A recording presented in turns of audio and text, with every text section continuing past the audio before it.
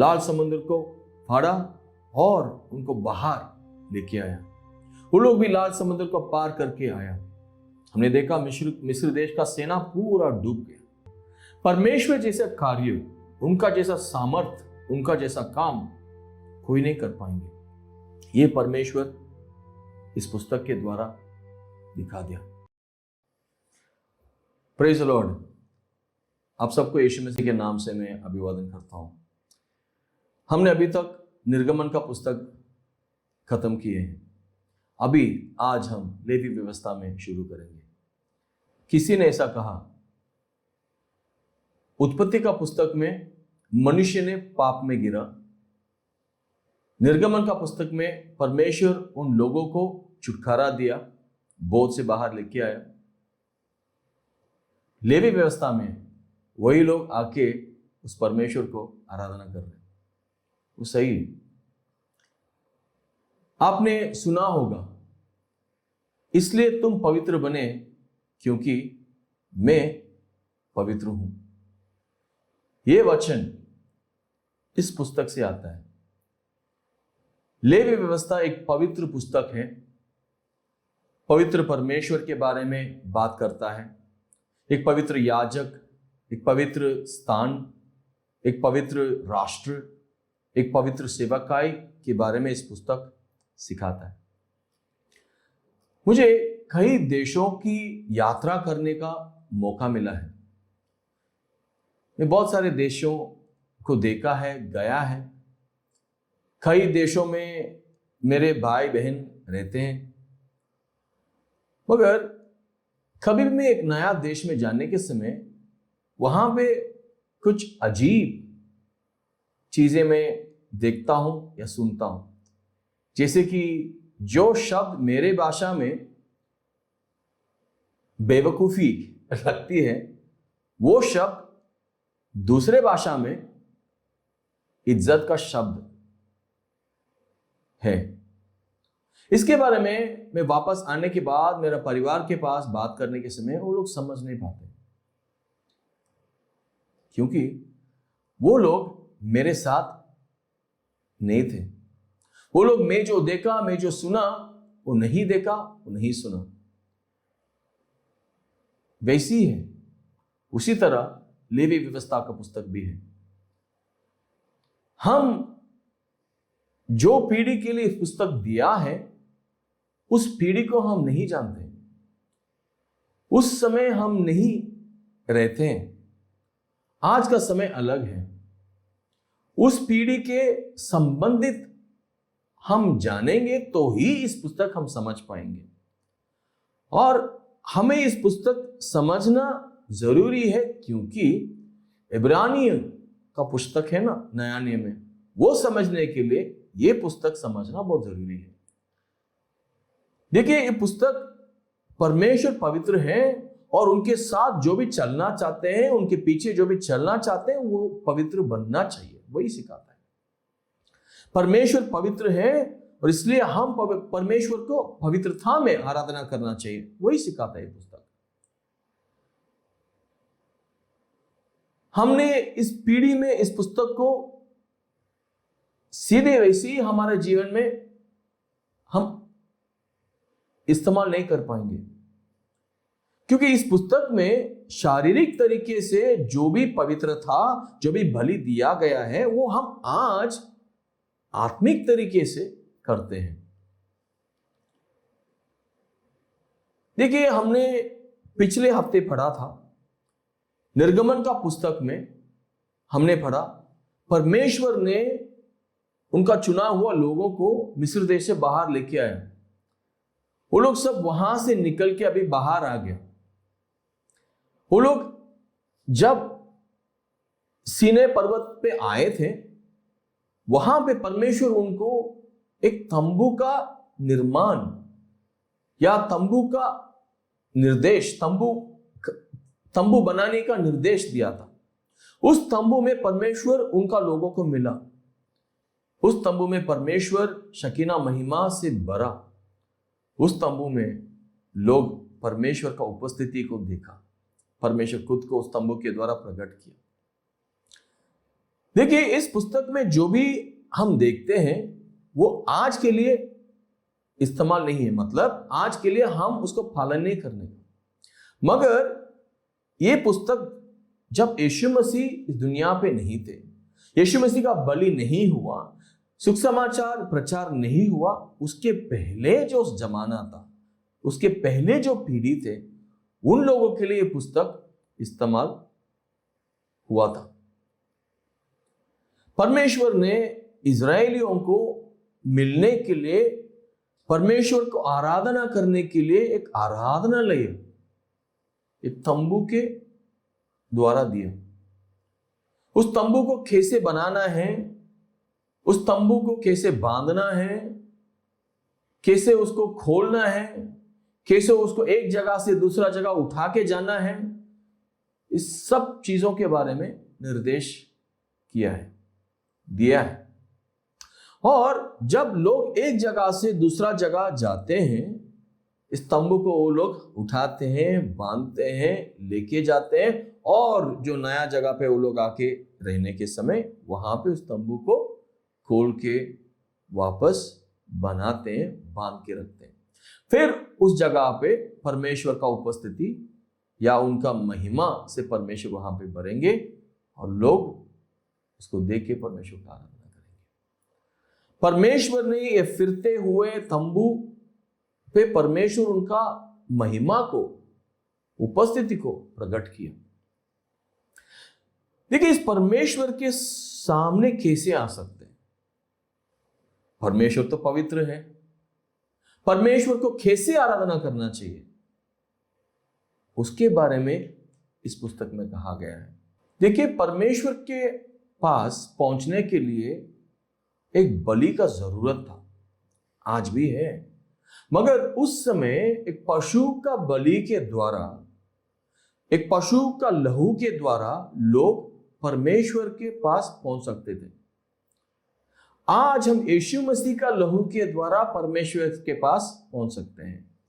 फर्क है। देखिए, परमेश्वर पवित्र है और उनके पास ऐसे ही नहीं आ सकते हैं। कैसे आना चाहिए? कैसे परमेश्वर के सामने एक व्यक्ति खड़ा होना चाहिए? परमेश्वर को सेवा करने वाला व्यक्ति परमेश्वर को कैसे दर्शाना चाहिए, उनका पवित्रता में कैसे चलना चाहिए, क्यों ये सब करना चाहिए, उसके बारे में ये पुस्तक में लिखा है।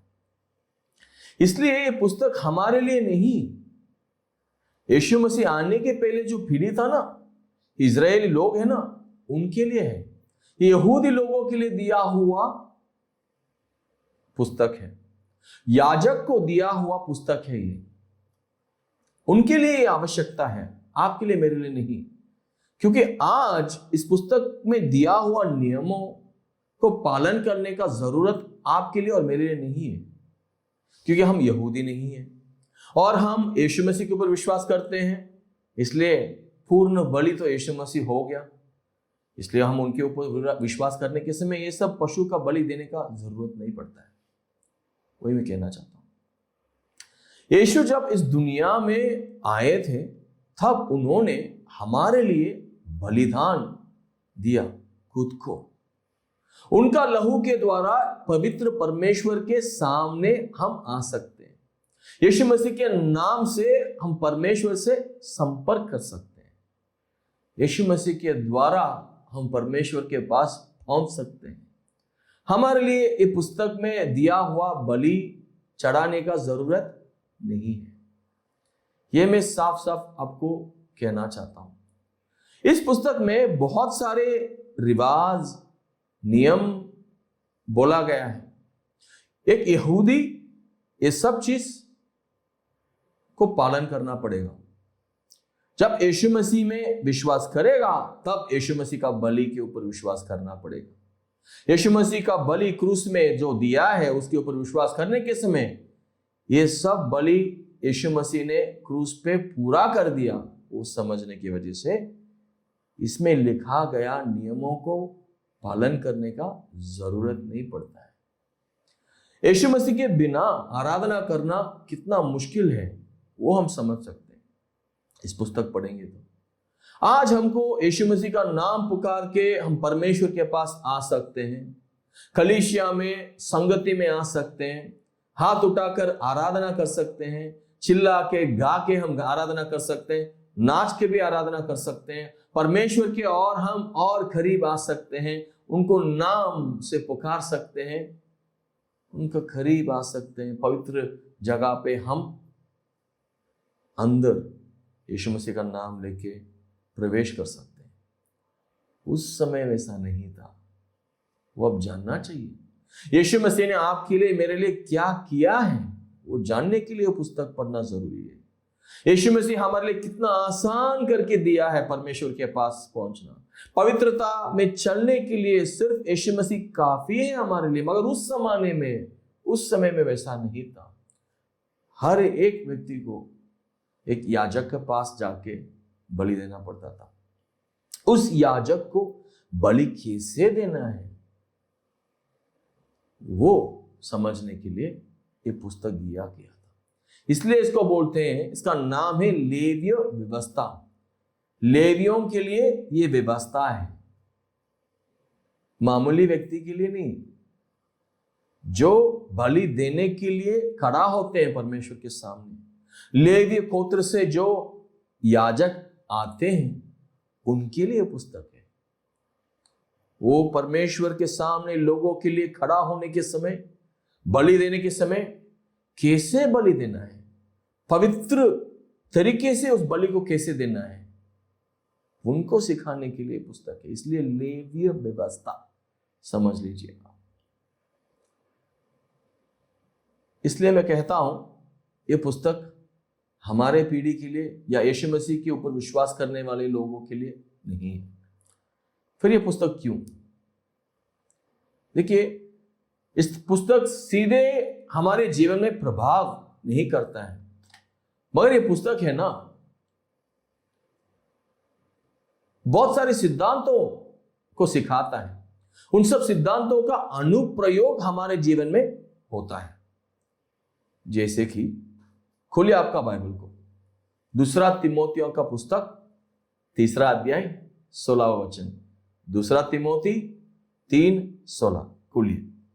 संपूर्ण पवित्र शास्त्र, संपूर्ण पवित्र शास्त्र मतलब पूरा पवित्र शास्त्र, पूरा बाइबल, लेवी व्यवस्था भी उसमें शामिल है।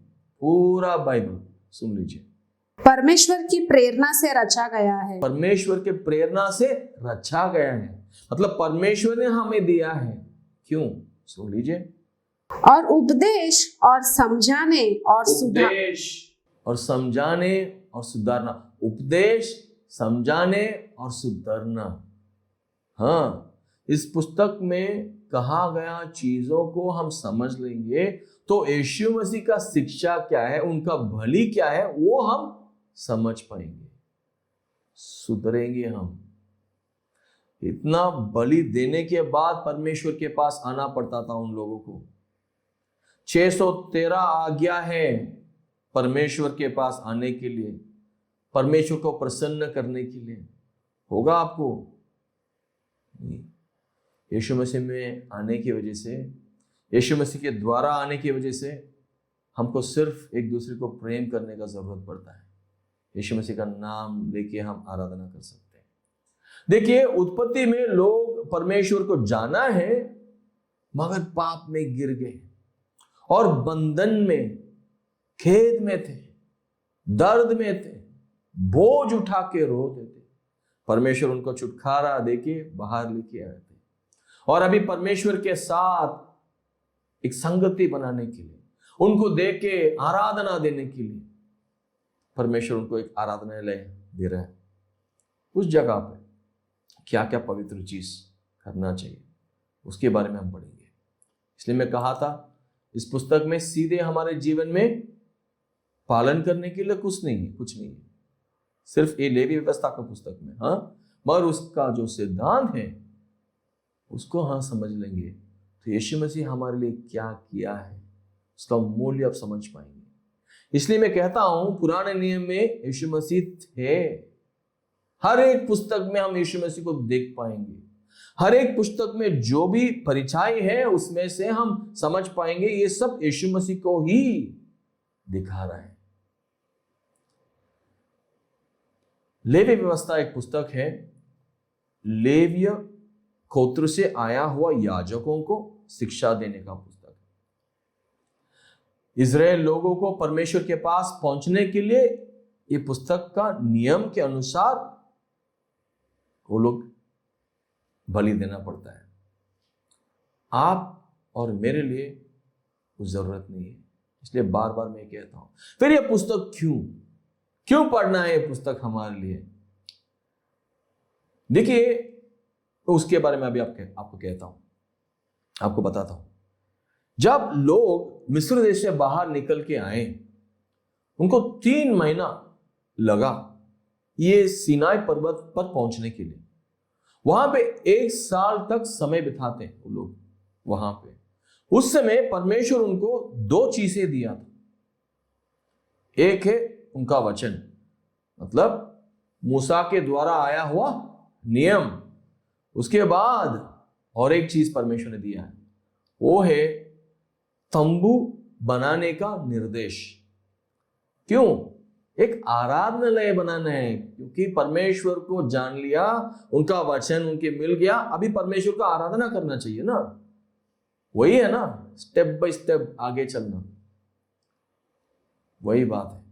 परमेश्वर उनका लोगों को अपनाने के लिए चाहता है, और उन लोग पापी है, परमेश्वर पवित्र है, और उनके बीच में पाप रहता है। उसको हटाने के लिए कैसे पवित्र बन सकते हैं और वो लोग परमेश्वर के पास कैसे आ सकते हैं, और उनका पाप का कमाई मृत्यु है, उन लोग समझने के लिए परमेश्वर सब बलिदानों को सिखा के दिया।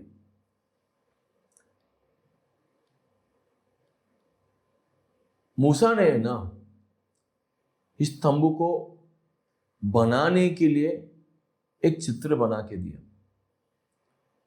आपको एक चीज मैं कहना चाहता हूं,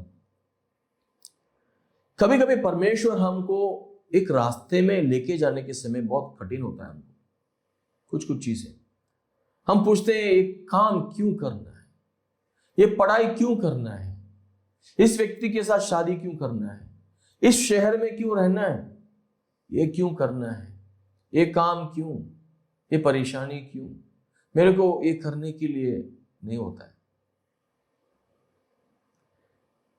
और मालूम है, मूसा को भी तकलीफ था। मूसा महल में रहता था पहला 40 साल उसका उम्र में। वहां पे परमेश्वर ने उनको बहुत सारे चीज सिखाया। फिर उनका बेटा की जगह पे वो था, महल में था। फिर उनका बेटी राजकुमारी उसको पाल रहा था। उसकी वजह से एक राजा का बेटे को जितना भी शिक्षा मिलेगा वो सब मूसा को मिला। वास्तुकला वहां पे मूसा ने सीख के रखा।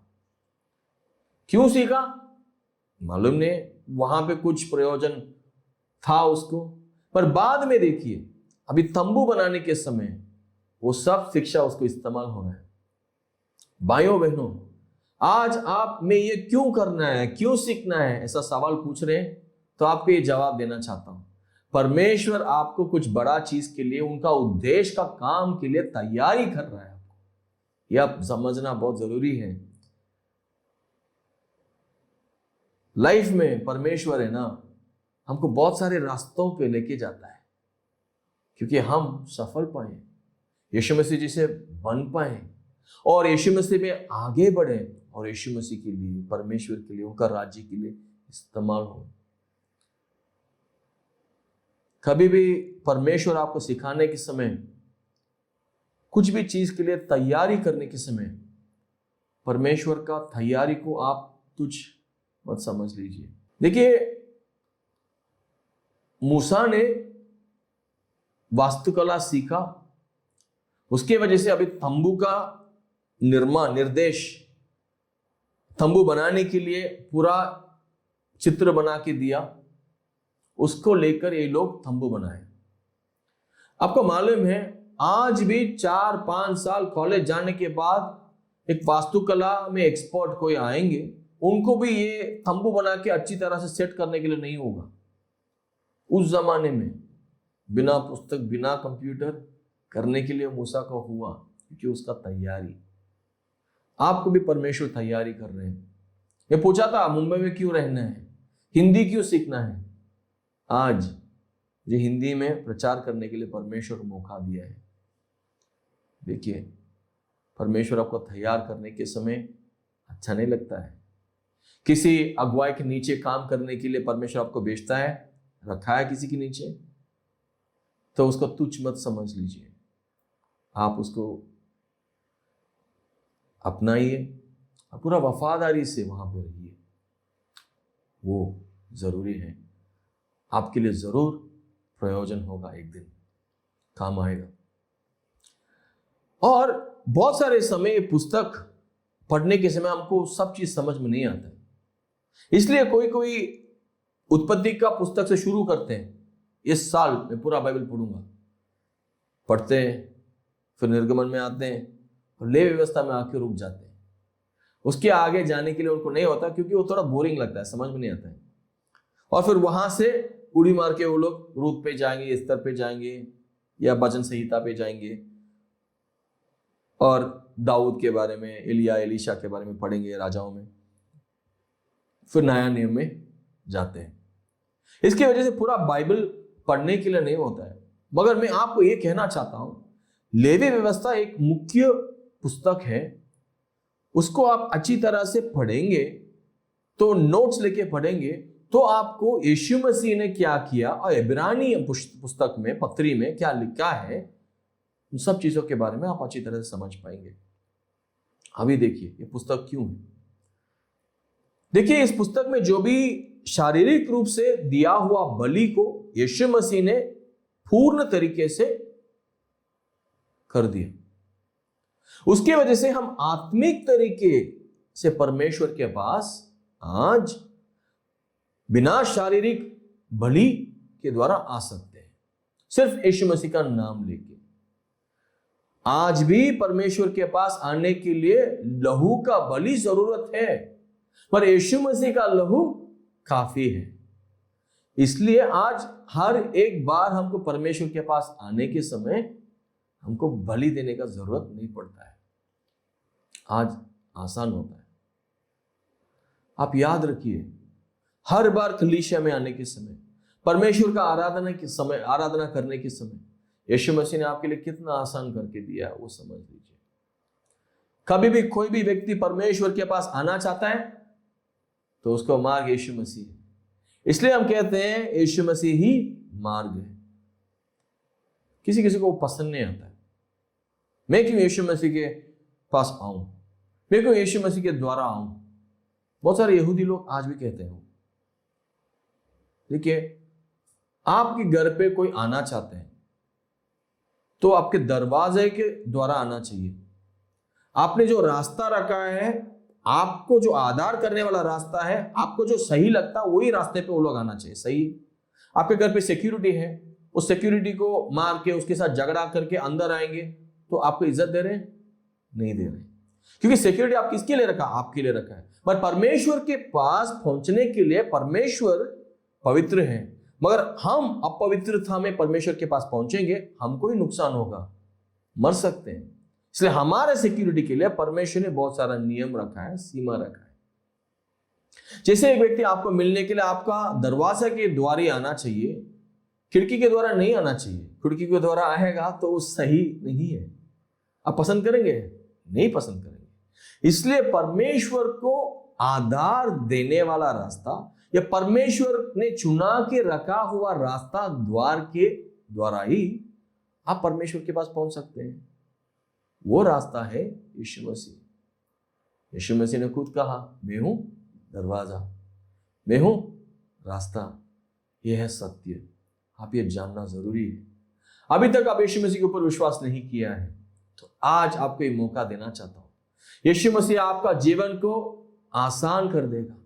यीशु मसीह आपको छुटकारा देगा। यीशु मसीह आपको आशीष देंगे। यीशु मसीह आपको परमेश्वर के पास लेके जाएंगे और आपको पवित्र बनेंगे। पाप में, बोझ में, बंधन में, दुख में, दर्द में आप बैठे हैं तो यीशु का नाम पुकारिए। परमेश्वर आपको आशीष देंगे, छुटकारा देंगे। यीशु मसीह के नाम से आप परमेश्वर का पवित्रता में प्रवेश कर सकते हैं। उनका अनुग्रह का सिंहासन के पास आप पहुंच सकते हैं। आप परमेश्वर की उपस्थिति, उनका पवित्रता, पवित्र स्थान में आप प्रवेश कर सकते हैं। भाइयों बहनों, परमेश्वर आपको स्वतंत्रता देना चाहता है यीशु मसीह के द्वारा। उसको क्यों इनकार करना है? स्वतंत्रता चाहिए आपको तो यीशु मसीह को अपनाइए और आशीष पाइए। प्रार्थना करें। पिता परमेश्वर, आज का इस सुंदर समय के लिए मैं धन्यवाद देता हूं। मेरे भाइयों बहनों को आप देख रहे हैं, जो भी जगह पे वो लोग अभी बैठे हैं, जो भी परेशानी में वो लोग हैं, जो भी बोझ में, दर्द में, दुख में, बीमारी में वो लोग हैं, उस जगह पे परमेश्वर आप मौजूद हो जाइए और उनको छुटकारा दीजिए, उनको समझ दीजिए, उनको स्वतंत्रता दीजिए, उनको आपका प्रेम से भर दीजिए, आपका शांति से भर दीजिए, आनंद से भर दीजिए, उनको शुद्ध कीजिए और आशीष दीजिए। आप रास्ता बन के उनको परमेश्वर के पास लेके आइए और उनका जीवन को बदल दीजिए और उद्धार दीजिए और उनका नाम जीव को एक पुस्तक में लिखिए और अनंतकाल जीवन वो लोग अपना सके। यीशु मसीह के नाम से प्रार्थना करता हूँ, आमीन। God bless you, God bless you. अगले हफ्ते मिलेंगे।